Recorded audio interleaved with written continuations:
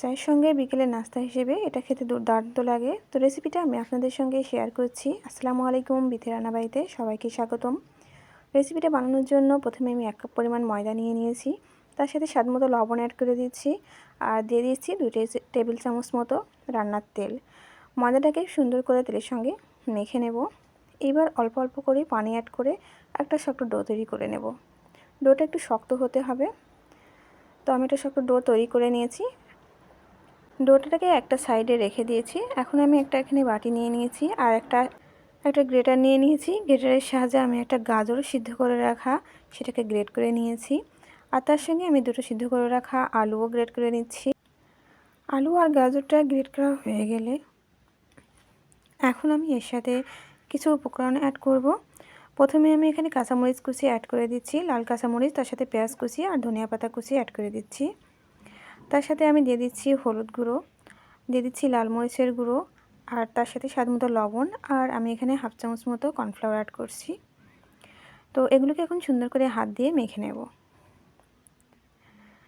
তো খুব সুন্দর করে আমার হাত দিয়ে মাখা হয়ে গেছে। এখন আমি এটা একটা সাইডে রেখে দিচ্ছি আর একটা রুটি বেলনা নিয়ে নিয়েছি। এখন আমি যে ডোটা মেখে রেখেছিলাম সেখান থেকে 2টো লেচি কেটে নিয়েছি। 2টো লেচি অবশ্যই সমান হতে হবে। আমি 2টো লেচি দিয়ে 2টো রুটি বানিয়ে নেব। তো প্রথমে আমি একটা লেচি নিয়ে নিয়েছি, রুটি বেলে নিচ্ছি। কিছুটা শুকনো ময়দা নিয়ে সুন্দর করে আমি রুটি বেলে নিচ্ছি। তো রুটিটা আমার বেলা হয়ে গেছে। এখন মেখে রাখা সেই আলুর মিশ্রণটাকে উপর থেকে ছড়িয়ে দিয়েছি চারদিক থেকে, আর উপর থেকে আমি আরেকটা রুটি দিয়ে দিচ্ছি।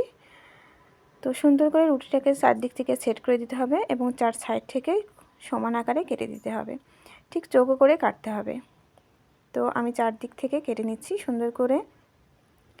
চারদিক থেকে যখন কাটা হয়ে যাবে তখন আমি সমান করে 4 ভাগে ভাগ করে নিচ্ছি আর মাঝ বরাবর দিয়ে আর একটা ভাগে ভাগ করে নিচ্ছি। ঠিক এরকম লম্বা টাইপের শেপ দিতে হবে।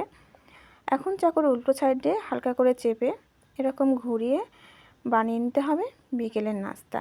তো এভাবে আমি সমস্তগুলোই বানিয়ে নিয়েছি।